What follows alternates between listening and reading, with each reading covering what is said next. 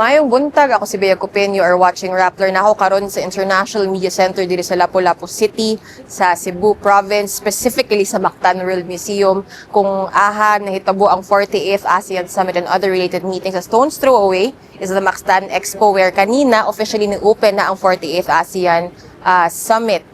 What does that mean? Gi-welcome ni Philippine President Ferdinand Marcos as chairperson of ASEAN ang 9 ka-ASEAN leaders, ASEAN member state leaders to officially kick off the summit. So, para lang sa inyong background, no, na-question before kung madayon ba in the first place ng ASEAN Summit because lagi of the disruptions caused by the war of the US and Israel against Iran in the Middle East and the subsequent effects of that war. As you would know or you would have felt by now, itaas ang presyo sa oil, sa gas, sa diesel, sa ubang basic commodities as a result. In fact, the Philippines is under a state of national energy emergency. But even after that, days after kanang declaration, ingon si President Marcos na upon consultation with other members of ASEAN, nag-decide ang ASEAN as a bloc na dapat madayon ang summit diri sa Cebu precisely because they need to talk about the crisis and how individual members and how the bloc collectively should respond to it. So kanina napansin nato dito sa Mactan Expo, no, medyo austere in the words of Philippine Foreign Secretary Maria Teresa Lazaro ang kaninga summit. So aside from the fact na bare bones quote-unquote daw ni nga ASEAN Summit, nag-decide ang Philippines na aside from the summit and even ang ministerial meetings or kanang mga cabinet secretary mag-meeting, no, under ASEAN, all will be shifted online. Na ay uban nga in person gihapon, pero kumbaga rare na siya nga occurrence. So for your context, originally bago nagka-war sa Middle East, no, ang plano kay na ay over 600 meetings nga i-host diri sa Cebu, sa whole of the Philippines. Ma-scale back na siya.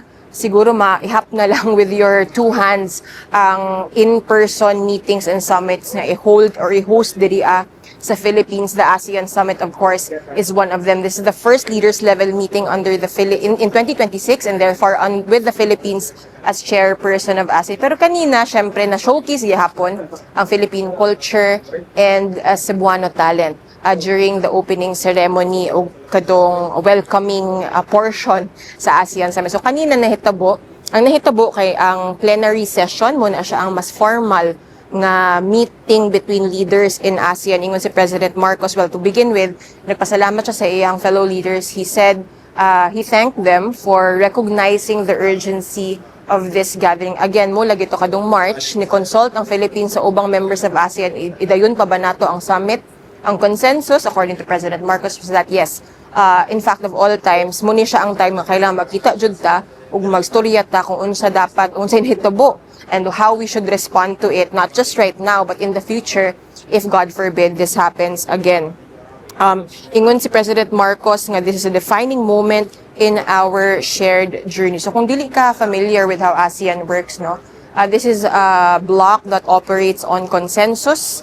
Ibig sabihin, dapat tanan mo agree kung kibali 11 man ang members. Kung 10 mo agree, isa dili mo agree, dili siya madayon. So dapat all 11 should agree to statements or positions, which also means the members of ASEAN should compromise with each other to find a middle ground and to have a collective take and collective stand on issues. Unya, later during the retreat session mo na siyang mas informal na gathering of ASEAN leaders, one of the things that the leaders will be talking about actually is kumbaga mag-reflect sila how their individual administrations and governments have been responding to the crisis in the Middle East. And I guess meron siya sharing note session between the leaders of ASEAN to learn from each other and maybe from that session to derive ways to move collectively.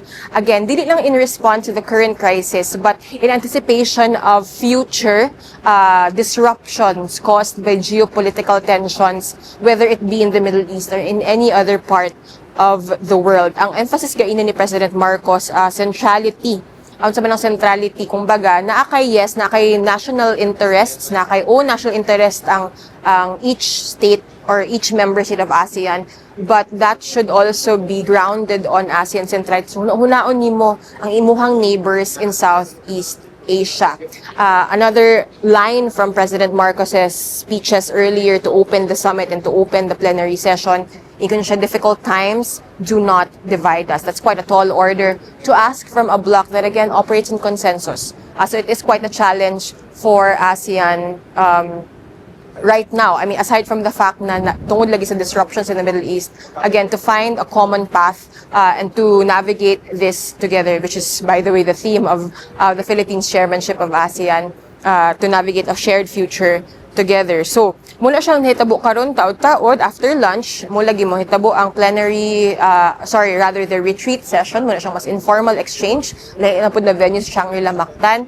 And then after that, President Ferdinand Marcos Jr. is expected to brief the media as chair of ASEAN on the outcomes of the summit. Ang hope sa ASEAN is na ay leaders' statement, muna siya ang mahimong official stand of the bloc on the Middle East. Okay, if you recall before, na may statement ang foreign ministers of ASEAN, but of course, for it to be an official stand of the bloc, kung ba mo ni siyang highest level nga stand sa ASEAN, kailangan leaders ang co-sign ani, which can only happen in the context of a summit, which we expect to happen today. And the Philippine president will brief us on that. So ang challenge karon, lagi for all these meetings and all the meetings that preceded this, kasi wala gid ang related meetings ana that refers to the days before the summit. So, siguro it's been 2 or 3 days of meetings at the SOM, senior official level, o sa ministerial level, to prepare for the summits that have happened and are going to happen today.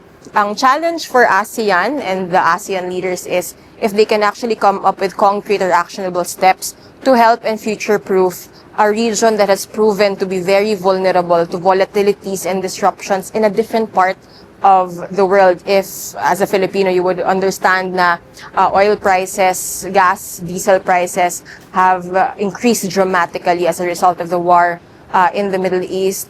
Therefore, also putting in danger yung food prices, the stability of the food supply, in fact, in the Philippines. And for the Philippines specifically, concerned ang safety of migrant workers, many of whom are based in the Middle East as well. So if you want more updates from Cebu province as the 48th ASEAN Summit unfolds, naami live updates page on Rappler.com, naapoy community chat, the Security and Global Affairs channel on the Rappler app. You can talk to us there. I'm there, my colleagues are there, and other experts are there as well. If you want to rant about ASEAN or rave about ASEAN and how it's responded so far to crisis in the region and beyond. This has been Bea Cupin. You have been watching Rappler.